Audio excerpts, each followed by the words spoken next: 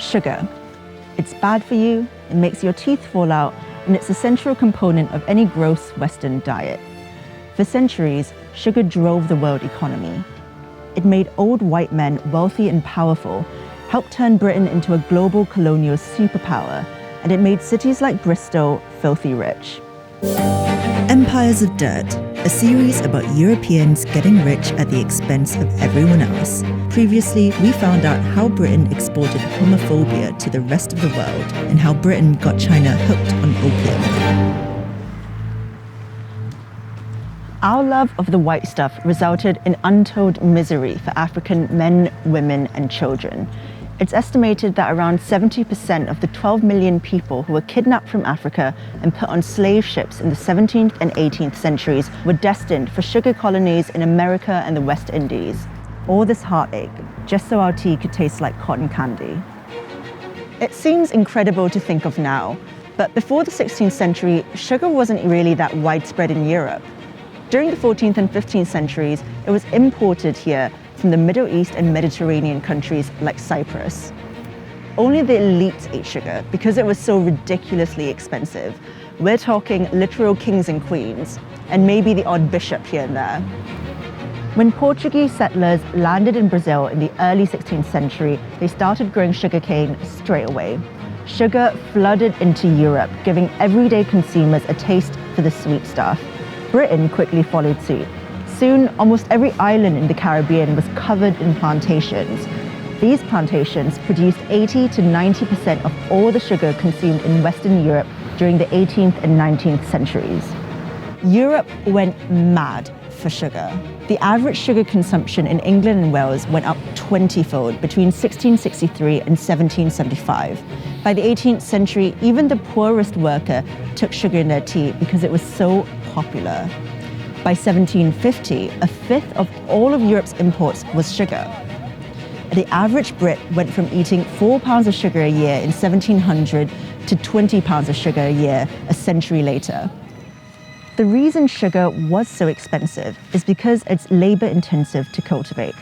That is, until European plantation owners realized that if you enslaved your workforce, you wouldn't have to pay them. So you could make sugar a lot more cheaply. On Caribbean sugar plantations in the 17th and 18th centuries, enslaved African men, women, and children were forced to work in horrific conditions from dawn till dusk, growing and harvesting sugarcane.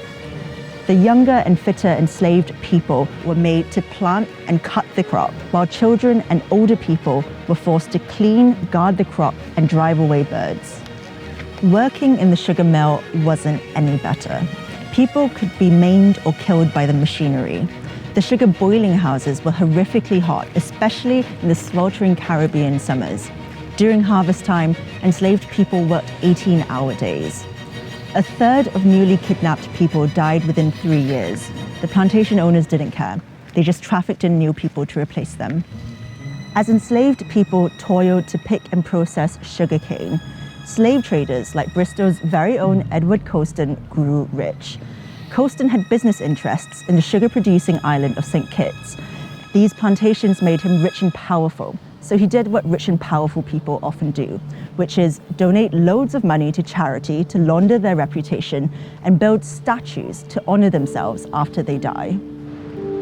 By the 18th century, Bristol had become a center of the global sugar trade. At one point, Bristol had 22 sugar houses, refineries where you could store and process sugar, like the one right here. Sugar merchants operated out of the city, importing sugar and lending money to Caribbean plantation owners. Sugar made these businessmen so rich, they called it white gold.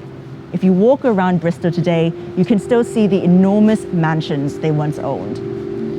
The American Revolution of 1775 and the abolition of the slave trade in 1807 marked the end of Britain's dominance of the global sugar trade.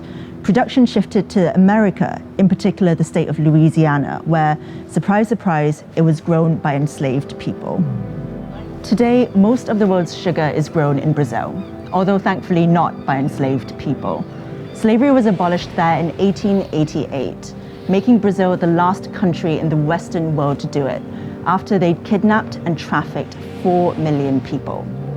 Trinidad closed its last sugar factory in 2007. And Colston, despite his role in various companies, kidnapping and trafficking enslaved people, he died at home at the ripe old age of 84. His statue, however, met a more untimely end. In June 2020, Black Lives Matter protesters pulled it down and pushed it into Bristol Harbour right here. It got fished out, but around here, Colston's name is dirt.